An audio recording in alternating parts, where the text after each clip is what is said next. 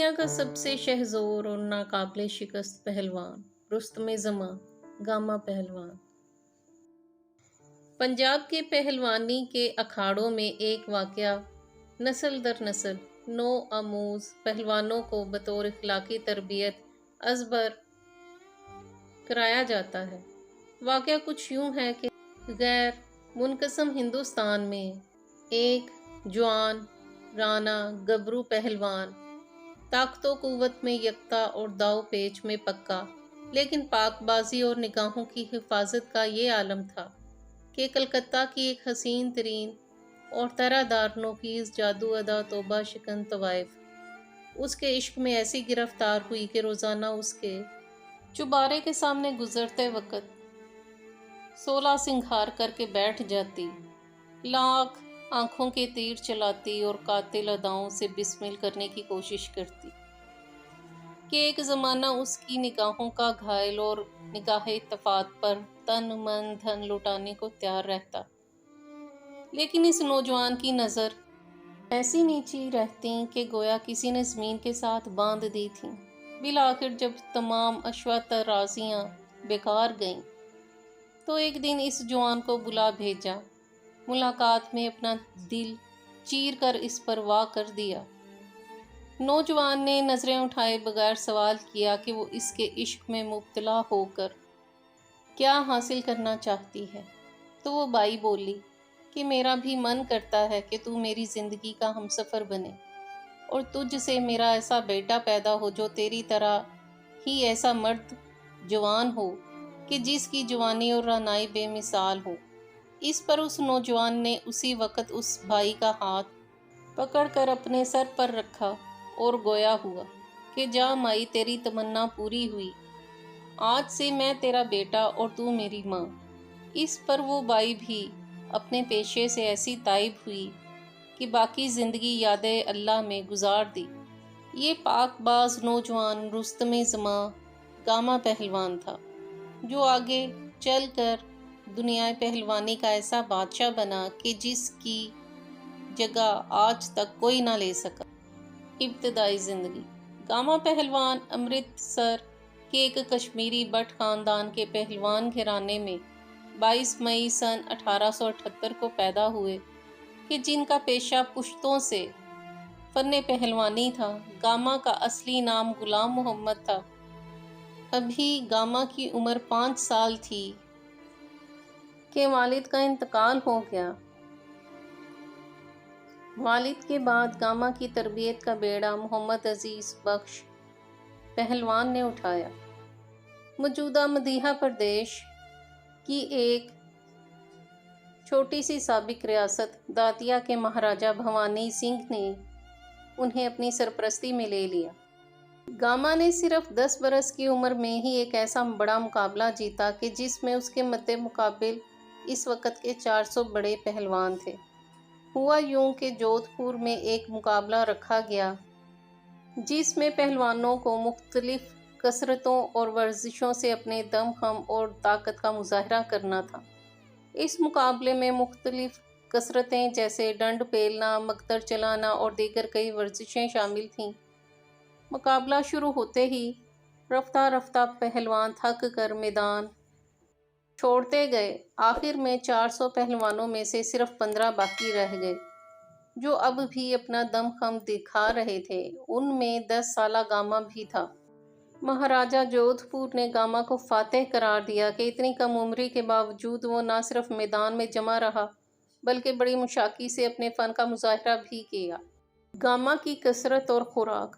Gama کی اکھاڑے میں روزانہ کی کسرت یہ تھی کہ وہ 40 شہزور پہلوانوں سے پنجہ آزمائی کرتے، اس کے بعد 5000 بیٹھکیں اور 3000 ڈنڈ پیلتے۔ گاما بیٹھکیں لگانے کے لیے 95 کلو وزنی بھاری ڈسک اٹھاتے اور ورزش کرتے۔ نیشنل انسٹی ٹیوٹ of sports museum Patiala Punjab Bharat میں آج بھی یہ ڈسک موجود ہے۔ گاما پہلوان کو مہاراجا آف دتیا روزانہ 2 بکروں کا گوشت، 3 سیر مکھن، 6 گیلن دودھ، 3 ٹوکریاں پھل اور 20 پاؤنڈ بادام کی سردائی فراہم کرتا تھا۔ ناقابل فراموش اعزاز۔ گاما نے 1902 میں 22 سال کی عمر میں 1200 کلو وزنی پتھر اٹھایا اور اپنے سینے تک لایا اور کچھ قدم چلا بھی۔ یہ پتھر آج بھی بھارت کے بارودا میوزیم، سیاجی باغ میں پڑا ہوا ہے اور اس پر لکھا ہے: یہ پتھر 23 دسمبر 1902 کو گاما نے اٹھایا۔ میوزیم حکام کا کہنا ہے کہ اس پتھر کو اٹھانے کے لیے ہائیڈرولک مشین کا استعمال کیا جاتا ہے، ایک جگہ سے دوسری جگہ کرنے میں، اور 25 آدمیوں سے یہ پتھر اٹھانا بھی مشکل ہے۔ اور میوزیم کے رجسٹرار میں انٹری نمبر 1010 میں لکھا ہے کہ یہ پتھر 1912 میں اس میوزیم میں لایا گیا۔ آج کی تاریخ میں بہت بڑے ویٹ لفٹر جو کہ اسٹیرائڈ کا استعمال کر کے بھی 600 کلو وزن نہیں اٹھا پاتے۔ گاما کا پہلا مقابلہ۔ گاما کو شہرت 17 سال کی عمر میں اس وقت ملی جب انہوں نے وقت کے انڈین چیمپئن گوجرانوالہ کے مشہور رحیم بخش سلطانی والا پہلوان کو چیلنج دیا۔ ہر ایک یہی امید کر رہا تھا کہ 7 فٹ قد والا دیو ہیکل رحیم بخش 5 فٹ 7 انچ کے لونڈے کو منٹوں میں خاک چٹا دے گا، لیکن یہ مقابلہ گھنٹوں جاری رہا اور بالآخر بغیر کسی نتیجے کے ختم ہو گیا۔ یہ گاما کی زندگی کا اہم موڑ تھا۔ 1910 تک گاما ہندوستان کے تمام نامی گرامی پہلوانوں کو شکست دے چکا تھا، لیکن رحیم بخش ابھی بھی ناقابل شکست تھا۔ گاما ان لندن۔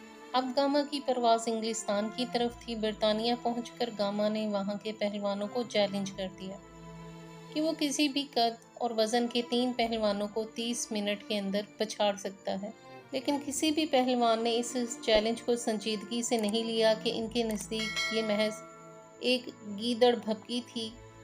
جب گاما کے اس چیلنج کا جواب نہیں ملا تو گاما نے دوسرا چیلنج دھر دیا۔ گاما نے اس زمانے کے ہیوی ویٹ پہلوان زبیسکو اور فرینک گوچ کو چیلنج کر دیا کہ اگر وہ ہار گیا تو انعام کی رقم جیتنے والے کے حوالے کر کے وطن واپس چلا جائے گا۔ اس چیلنج کو سب سے پہلے امریکی پہلوان بینجمن رولر نے قبول کیا۔ گاما نے اسے 1 منٹ 40 سیکنڈ میں زیر کر لیا۔ اس کے اگلے روز گاما نے 12 پہلوانوں کو شکست دے کر زبیسکو کے ساتھ مقابلہ۔ زبیسکو اس زمانے کا ورلڈ ہیوی ویٹ چیمپئن تھا۔ 10 ستمبر 1910 کو گاما اور زبیسکو جان بیل ورلڈ چیمپئن شپ کے ٹائٹل کے لیے ایک دوسرے کے مد مقابل آئے۔ اس میچ کی انعامی رقم 250 پاؤنڈ اور جان بیل بیلٹ تھی۔ مقابلہ شروع ہوا تو تماشائیوں نے ایک عجیب منظر دیکھا کہ نوجوان گاما نے 1 منٹ کے اندر زبیسکو کو پچھاڑ دیا۔ اس کے بعد پورے مقابلے کے دوران 2 گھنٹہ 35 منٹ تک زبیسکو زمین سے نہیں اٹھا اور بیٹھے بیٹھے ہی داؤ پیچ لڑانے کی کوشش کرتا رہا۔ اس کے اس دفاعی اور بزدلانہ انداز پر تماشائی بھی سیخ پا ہو گئے۔ بہرحال یہ راؤنڈ ہار جیت کے فیصلے کے بغیر ختم ہو گیا۔ زبیسکو کو دوبارہ مقابلے کا چیلنج دیا گیا، لیکن وہ دم دبا کر بھاگ گیا اور گاما کو فاتح قرار دیا گیا۔ اپنے اس دورے کے دوران گاما نے لندن میں اس زمانے کے کئی نامی گرامی چیمپئنوں کو شکست دی۔ گاما نے سویڈن سے تعلق رکھنے والے ورلڈ چیمپئن جیسی پیٹرس، فرانس کے مورس رائس ڈیریاس اور سوئٹزرلینڈ کے یورپی چیمپئن جوہان لین کو ہرایا۔ برطانیہ میں گاما نے بینجمن رولر کو 15 منٹ میں 13 بار ہرایا، بلکہ پھر گاما نے مزید 20 پہلوانوں کو ایک کے بعد ایک مقابلے کا کہا اور جیتنے والے کو پیسے کا انعام کا کہا، لیکن سب نے انکار کر دیا۔ سب پہلوانوں میں یہ افواہ پھیل گئی کہ یہ ہندوستانی پہلوان کوئی جادوگر ہے۔ ملکہ وکٹوریہ نے بڑے فخر سے بیان دیا کہ یہ تو ہماری ہی نو آبادی کا پہلوان ہے۔ رحیم بخش پہلوان کے ساتھ آخری معرکہ۔ برطانیہ سے واپسی کے کچھ ہی عرصے بعد گاما کا مقابلہ ایک مرتبہ پھر رحیم بخش پہلوان سے ہوا۔ یہ مقابلہ کافی دیر تک جاری رہا، مگر کوئی بھی مقابل شکست تسلیم کرنے کو تیار نہ تھا۔ بالآخر طویل اور صبر آزما مقابلے کے بعد گاما کو فاتح قرار دیا گیا۔ یوں گاما نے رستم ہند کا اعزاز بھی اپنے نام کر لیا۔ بعد میں جب گاما سے پوچھا گیا کہ اس کو زندگی میں سب سے زیادہ طاقتور پہلوان کون ملا جس کو شکست دینے میں اسے دقت کا سامنا کرنا پڑا، तो गामा ने बगैर हिचकिचाए रहीम बख्श का नाम लिया। 1916 में गामा ने इंडिया के मशहूर पहलवान पंडित बद्दो को शिकस्त दी और इसके बाद गामा की ऐसी धाक बैठी कि 1928 तक कोई पहलवान उसके मुकाबले आने की हिम्मत न कर सका। ज़ुबेस्को से दूसरा दंगल। 1928 में गामा का ज़ुबेस्को से दूसरा दंगल हुआ। ये मुकाबला 10 जनवरी 1928 को पटियाला में हुआ। अखाड़े में उतरते वक्त ज़ुबेस्को ने बड़ी नखुवत से अपने कवि और देव हैकल जिस्म के अज़लात की नुमाइश की, जबकि 5 फुट 7 इंच का गामा उसके सामने बहुत कमज़ोर नज़र आ रहा था। मुकाबला शुरू हुआ और गामा ने 1 मिनट में ज़ुबेस्को को धूल चटाकर वर्ल्ड हैवी वेट चैंपियन का एजाज़ जीत लिया। इस शिकस्त के बाद ज़ुबेस्को ने गामा को टाइगर का एक खिताब दिया। इस तरह 48 साल की उम्र में गामा दुनियाए पहलवानी का अजीम तरीन पहलवान ठहरा। ख़ानदानी पस मंज़र। गामा ने 2 शादियां की। एक बीवी का ताल्लुक बड़ौदा गुजरात से, जबकि दूसरी का ताल्लुक पाकिस्तान से था। गामा का ख़ानदान आज भी मौजूद है। गामा के 2 बेटे बचपन में ही फौत हो गए थे। नवाज शरीफ की अहलिया मुहतरमा कुलसूम नवाज गामा की सगी नवासी थीं। इसके अलावा भोलू पहलवान और भोलू बरादरान, जिनमें नासिर भोलू भी उनके रिश्तेदार हैं, और इसके अलावा गुजरावाला में बलदियाती सतह के नून लीग से ताल्लुक़ रखने वाले सियासतदान हमजा भट्ट भी गामा के सगे नवासे हैं। गामा को खराज तहसीन। अफसोस कि पाकिस्तान की नौजवान नस्ल इस अजीम पहलवान से वाकिफ़ नहीं, लेकिन यूरोप में गामा को अब भी एक अजीम पहलवान की हैसियत से जाना जाता है। अजीम अदाकार, कंग फू और कराटे का चैंपियन ब्रूस ली गामा से बेइंतहा मुतासिर था। ब्रूस ली गामा के मद्दाह थे और उनकी ट्रेनिंग और वर्जिश के तरीक़ों के आर्टिकल पढ़ते थे और उनको अमली तौर पर भी अपनाते थे। इसके अलावा स्ट्रीट फाइटर गेम में डॉन मिस्टर का किरदार भी गामा पर बनाया गया है। एक और गेम शैडो ऑफ कॉन्वेंट में गामा के किरदार का पहलवान डाला गया है। इसके अलावा जापानी कॉमिक किताब टाइगर मास्क में भी गामा को खराज तहसीन पेश किया गया है। नाकाबिले शिकस्त। अपनी वफ़ात तक गामा नाकाबिले शिकस्त रहा। इसने ज़िंदगी में इतने मुकाबले लड़े कि खुद भी गिनती ना कर सका, सिवाय गुजरावाला के रहीम बख्श पहलवान के, जिससे 3 मुकाबले बराबर रहे, मगर चौथे और आखिरी मुकाबले में गामा उन्हें ज़ेर करने में कामयाब हो सका। इस ख़ानदान का एक और अजीम नाम गामा के छोटे भाई इमाम बख्श पहलवान का बेटा रुस्तम-ए-ज़मां भोलू पहलवान है, जिसने 1967 में लंदन के एम्पायर पॉल फैमिली स्टेडियम में फ्रांस के हैवी वेट चैंपियन हेनरी पेचरी-लट को तीसरे राउंड में नॉक आउट करके रुस्तम-ए-ज़मां का एजाज़ हासिल किया था। आज हमारे वतन में कोई भी ना गामा के नाम से वाकिफ़ है और ना ही इसके काम से। भारत के पहलवान आज भी अखाड़े में गामा का नाम लेकर दाखिल होते हैं। एक यादगार वाक़या। तक़सीम के दौरान लाहौर के हिंदू ख़ानदानों ने भारत हिजरत का फ़ैसला किया। बेशुमार ख़ानदान बाआफ़ियत रवाना हो गए, लेकिन एक मरतबा कुछ शरारती मुसलमानों का टोला हिजरत करने वाले हिंदुओं को लूटने आन पहुंचा। गामा ने इनकी हिफाजत के लिए अपने शागिर्द खड़े कर दिए। बुलवाइयों का सरगना ताकत के नशे में चूर आगे बढ़ा तो गामा ने उसको उठाकर दूर फेंक दिया, जिसके बाद बुलवाई सरासीमगी के आलम में मुंतशिर हो गए। गामा ने अपने कुछ लोगों को इस हिंदू ख़ानदान के साथ किया जो उनको सरहद तक बाहिफाजत छोड़ आया। गामा ने इनके साथ ज़ादे राह के तौर पर कुछ राशन भी दे दिया। वफ़ात। तक़सीम हिंद के ज़रा पहले गामा का ख़ानदान अमृतसर से हिजरत करके लाहौर आ गया। इस वक्त तक गामा की उम्र 70 बरस हो चुकी थी। वो दिल और दमे के मर्ज़ में मुब्तला हो चुके थे। एक भारतीय हिंदू सनतकार DG बरला गामा के बड़े कदरदान थे और अपनी तरफ से इनकी पेंशन बांध रखी थी। वफ़ात से कोई 12 साल कबल गामा पहलवान को रमज़ानुल मुबारक में सहरी के वक़्त एक नहायत ही जहरीले सांप ने काट लिया था। गामा पहलवान को उन्हीं के ज़ाती तांगे पर मियो हस्पताल लाया गया और ये एक बहुत जहरीला सांप था और किसी आम आदमी को काटता तो वो फ़ौरन ही लुक़मा अजल बन जाता, मगर गामा पहलवान इस सांप के जहर से भी बच गए। सेहतयाब होने के बाद गामा पहलवान ने कहा कि सांप ने दांत मेरे पाँव में गाड़ दिए, लेकिन मैंने पूरी कुव्वत से उसे ज़मीन पर रगड़ा तो ये अलग हुआ और मुझे लगा جیسے میں جلتے تنور میں گر گیا ہوں۔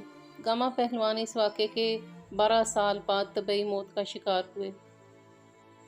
دنیائے پہلوانی کا یہ عظیم سپوت 23 مئی سن 1960 کو اپنی 82ویں سالگرہ کے اگلے روز اس جہان سے کوچ کر گیا۔ ان کی وصیت کے مطابق انہیں پیر مکی کے مزار احاطہ میں دفن کیا جانا تھا۔ پیر مکی کے صحن میں قبر کی کھدوائی شروع ہوئی تو ایک مجاور خاتون نے ڈپٹی کمشنر کو دہائی دی کہ کچھ لوگ پیر مکی کے صحن میں زبردستی قبر بنانے جا رہے ہیں، انہیں ایسا کرنے سے روکا جائے۔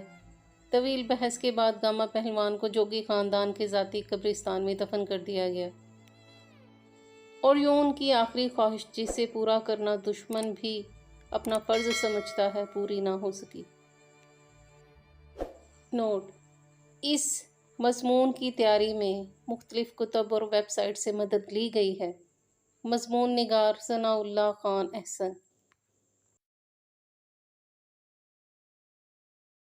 اگر آپ کو ہماری کاوش پسند آئی ہو تو ہماری ویڈیو کو لائک کریں، شیئر کریں اور ہمارے YouTube channel book shelf official کو سبسکرائب کریں۔ شکریہ۔